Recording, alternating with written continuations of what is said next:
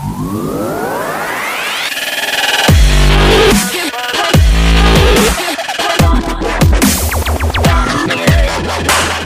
going on, guys? It's Pt.1 Marshall back with another video. As you can see, today we're back on the mat, but not for the reason you think we are. Today we started a new portion of the channel for the One Piece card game, and I should teach you guys how to play, starting today with the simple basics of what is the goal of this game, what are the cards you play in this game, etc. Before we get into it, remember to like, share, comment, subscribe, tell your friends about us, because at the time of recording this video, we are at 397 subscribers, trying to get to 400, 500, etc. as there is a 100 subscriber giveaway every 100 subscribers. And also keep in mind that all content on this channel is voted on by you, the viewers. So if you want to actually have your voice heard and presence felt, come on, subscribe, ring the notification bell, and stay with us. Getting right into it. The One Piece card game is a card game that came out literally just, I want to say, around a year or two ago. And basically, the goal of the game is to either successfully attack your opponent's leader when their leader has 0 cards or 0 life cards remaining, or until your opponent decks out.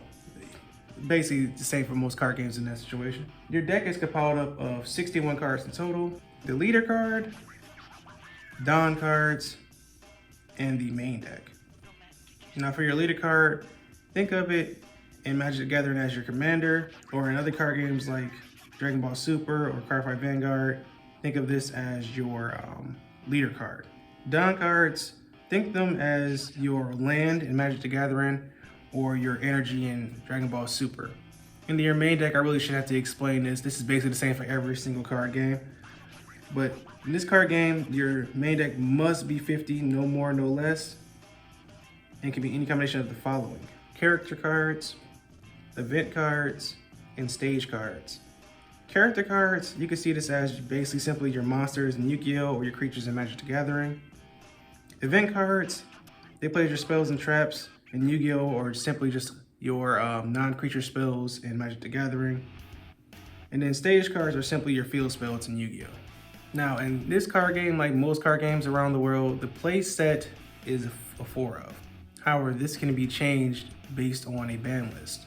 Now we're gonna go into detail as far as how to read each card in this game. Starting off with the leader card. Now, as you can see on the example card we have up here, this is a leader card. In the top right corner is the card's power, or how much damage it does, the attack, battle, damage, etc. As you get 5,000, which is pretty standard for most leaders in this game so far. Right below the card art is the actual effect of the card. In some cases, it might say activate main once returned, etc. In this situation with our law leader here, we have activate main once returned and Dawn -3. We'll start off with the activate main. This basically means this can be used by resting one of your active Dawn cards, which I said before, this is your energy. And simply once per turn, just basically means you only use it once per turn, like you know in Yu-Gi-Oh! Any other card game. Shouldn't have to really explain that part. Now Dawn is where it gets a little different here. As you see here, I have a little diagram for examples of what Dawn can be. You have Dawn X1 as well as Dawn -1.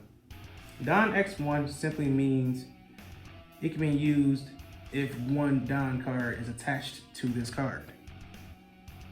To do this, you simply would put a Dawn card under said leader or character card. And these unfortunately cannot be removed unless you have a Dawn minus ability. Now moving on to Dawn minus abilities, this can simply be used by returning one of your Dawn cards from your field to your Dawn deck, which we'll get back into later as far as field placement and how your area of your field is set up. Now, looking below the effect for now, you see the name of the leader, as well as what set of pirates or what set this card belongs to, as in you see Heart Pirates. And then to the right to that, you will see the life of the leader, which is 4 life. Which doesn't seem like much, but in this card game, yeah, that's pretty solid. Now, as you can see on the artwork of the card, it's a little reddish / purplish. And that's why I had a little diagram on the far left corner, lower left corner, where you see it's red and purple. That's because this is a multicolored card. Now, we're gonna back it up a little bit. If you're familiar with any card game outside of Yu-Gi-Oh, you should be kind of familiar as to how colors work in other card games around the globe, especially in card games such as Super, Magic the Gathering, Cardfight Vanguard, etc. Now I'll do a little quick synopsis of each color so you can basically get an understanding of what each one represents. In the case of red, it simply means aggro. You hit your opponent hard and fast with cards such as rush cards, which are cards allow you to attack the same turn they are played. Purple is usually character disruption or character destruction. What I mean by that is it's good at removing character cards off the board. Green is usually control with character swapping, where they actually allowed to swap out their, or tag out, in this case, their character cards. Yellow is life manipulation. Should have to really explain that one too much. I don't know if you want to write that off as burn, but take that as you will. Black is character cost manipulation. This one will come back and explain a little bit more as I can show you guys what cost means in this game. And then finally, blue is basically control with a little spot removal here and there. Deck manipulation.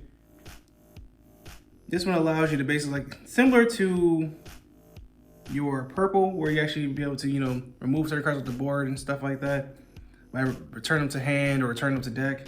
And this also allows you to manipulate the top of your deck. Think of it like in a situation like with Yu-Gi-Oh as Sylvans, maybe Emancipators, etc. And then there are sometimes, like I said before, in case of, again, law, where you would have a leader who is purple as well as red. So he's a little aggro as well as having a little character disruption or character destruction. We'll move forward with our character cards. For this example, we'll use our Captain Kidd from the Kid Pirates. Now, similar to our leader card, we have our power. At the top right corner, you see is 8,000, pretty strong. And then to the opposite corner of this, we have the card's cost. Now, this is where we were talking about in black, where it says character cost manipulation as far as what the deck is played around. Deck number in the left hand upper corner is what we're talking about here. This is simply how much Dawn need to be played or need to be tapped to cast or summon this creature. Now below that, you see there are more effects or more abilities for this character that we didn't really cover yet. On play and when attacking. On play simply means as soon as this character or as soon as this card is played, you can activate this effect. Think of it as a sense of in Yu-Gi-Oh, like Tour Guide of the Underworld and cards similar to it, where it says when this card or if this card is normal summon or special summon, XYZ. Now, the second portion of the effect where it says when attacking is simply when this card battles. Then you see again, we have the Dawn -1, which as you can see is explained in the parentheses. You may return the specified number of Dawn cards from your field to your Dawn deck. Then below that, we have the character's name, the set they belong to, or the pirates they belong to in situation. And then you see there is no life for character cards because there's only one leader, and only one leader requires the life in this situation. And then in the opposite corner of where the life should be, if this was a leader card, is the actual color of this card. So it was never complicated or confused to you. But most times you can simply tell the color of a card by the color surrounding the number of the cost at the top left hand corner. Now, moving on to event cards. In this situation, we'll be using a card called Punk Vice. Like I said before, guys, this is similar to your spells and traps in Yu-Gi-Oh! Or your non-creature spells in Magic the Gathering. As you see, as always, we have our cost in the top left-hand corner. This immediately tells you this is a 3 cost, and it is a purple card. Below that, you see its actual effect, where you see it says main, rest up to one of your opponent's characters with cost of 2 or less, and then add 1 Dawn card from your deck and rest it. As we just explained about tapping or resting, is simply putting the card from attack position to a defense position in the terms of Yu-Gi-Oh. And main simply means it has to be used in the main phase, as we'll be discussing phases in the next video. Now below this, we have another form of an effect in this game known as a trigger. Now these simply only, in quotations, trigger when said card is taken from your life after you have received damage from your leader being attacked, which we will discuss that later on in the field area section. And then below this, you see the name of the card. You see it says event, which lets you know immediately what the card is. And then you see in the lower left-hand corner, the color of the card again, purple. Now we'll finally move on to the last card that the main deck can be made of, stage cards. Now for this example, we'll be using the card Thousand Sunny. As you can see, as always, in the top left-hand corner is the cost of the card, which it is a 2-drop or 2 cost, and it's a red card. Below that, you'll see its effect, activate main. Now we will quickly discuss our field areas before we move into our game preparation and wrap this video up. Now you see based on our diagram, we have the character area, the life area, leader area, stage area, deck, Don deck, cost area, and trash. Now character area is simply where your characters will be played at on the field. You're allowed to have 5, and then if you're trying to cast another one or summon out another one, you can simply just remove one character from the character area and replace it with said card, putting the other one into the trash area, which in this situation is, in most card games, already known as the trash area, but in Yu-Gi-Oh! This is the graveyard. Now below that is the leader area. This is where you'll be placing your leader. Your leader never goes in the main deck. He is always on his own. So honestly, for this situation, I would prefer if you're just leaving up your decks, make sure you put your Don in one color, put your main deck in another, and then put your leader in another color so you never confuse the 3.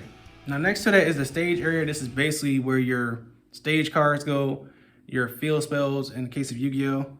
And then next to that is where your actual 50 card deck goes. Now moving back over to the opposite side of character area, which is life. This is simply where you would place your life cards, which I said we'll get into more detail about that when we get to game preparation. Don deck goes below that. That's basically your energy, your land. It's always separated from your leader card as well as your main deck. And then right next to that is the cost area, where you would put or play your Don cards from your Don deck. So pretty simple, clean setup here. So guys, I hope that's been a little descriptive and help you guys get a little information as far as how One Piece works. Like I said, I want to more so talk about the cards and everything like that and how things are set up. And then we'll actually talk about gameplay and technical play in the following video. But how you guys feel about this video? Did we do a good job? Let me know in the comment section below what I might miss or I could have done better. Or if you actually like the video, just let me know that as well. Huge appreciations for anybody who watched this video. I hope you guys actually find some interest in One Piece like I did. But that's gonna wrap it up for this video. It's been Pt.1 signing out. Peace and have a great day.